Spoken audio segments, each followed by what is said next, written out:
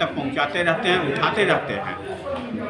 लोकसभा चुनाव सर पे है, बयानबाजी का दौर भी लगातार चल रहा है, विपक्ष की तरफ से भी बयानबाजी लगातार आता जा रहा है। इसी बीच में एक बयान रोहिणी आचार्य का आता है कि एनडीए गठबंधन जो है भ्रष्टाचारियों और बलात्कारियों का पार्टी है। इस पे अभी हम बात करेंगे अनामिका जी से कि उनका क्या कहना है। जो उन्होंने ये बयान दिया है कि एनडीए के ऊपर जो आरोप लगाया है कि एनडीए गठबंधन भ्रष्टाचारियों और बलात्कारियों का पार्टी है। मैडम, रोहिणी आचार्य जी उन्हीं राबड़ी जी की पुत्री हैं जिन्होंने राज्यपाल महोदय को कह दिया था कि मारकर टांग तोड़ दूंगी, तो वो किसी अच्छी भाषा को प्रयोग करेंगी, ऐसा कुछ मैं सोचती नहीं उनके विषय में। कोई भी नहीं सोचता होगा। रोहिणी आचार्य जी चारा घोटाला, जो पशुओं का चारा जिनका परिवार निकल गया, वो तो भ्रष्टाचार की बात नहीं करे, एक विषय। दूसरा विषय, जरा भी बलात्कार और महिलाओं के सम्मान के विषय में बोलने से पहले वो याद कर लें चंपा विश्वास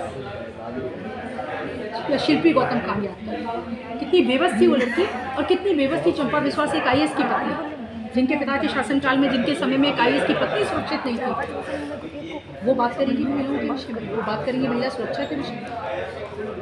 और आदरणीय नरेंद्र मोदी जी के नेतृत्व में एनडीए गठबंधन को इस पूरे देश के लोगों ने सम्मान दिया है, देवतुल्य मतदाताओं ने सम्मान दिया और वो इस बार भी देंगे। महिला असुरक्षित महसूस कर रही है एनडीए गठबंधन में। उनका साफ कहना है कि महिलाओं को सम्मान नहीं दिया जा रहा है, महिलाओं लोग पर को अत्याचार होता है, बहुत सारे उन्होंने आरोप लगाए हैं।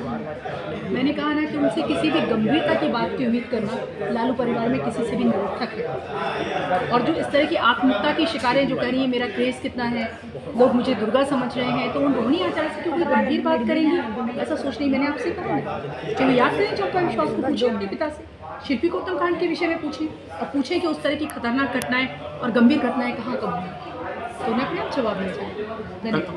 कल प्रधानमंत्री की नवादा में सभा को संबोधित किए, तो उसी बीच में रोहिणी जी का एक बयान भी आता है कि सारण में उन्होंने एक वादा किया था कि चीनी मिल लगाएंगे, लेकिन आज सारण में चाय का प्याला तक नसीब नहीं हो रहा है लोगों को। रोहिणी आचार्य जी ने अगर गंभीरता से किसी विषय को समझा होता और उन्हें पता होता कि कोई भी कार्य करने में समय लगता है, उसकी कुछ आधारशिला होती है, उसके कोई तौर तरीके होते हैं, तो उन्हें पता होता। उन्हें तो होता है कि सारा सरकारी कोष लीजिए और आप चूहों को बहुत सारा चारा खिला सकते हैं, फाइलें चूहे खा सकते हैं। हाँ ठीक है, तो उन्हें ये चीज़ समझनी होगी कि चीनी की जगह उन्हें अगर इतनी याद आ रही है तो चारा याद कर लें जो पशु खा गए।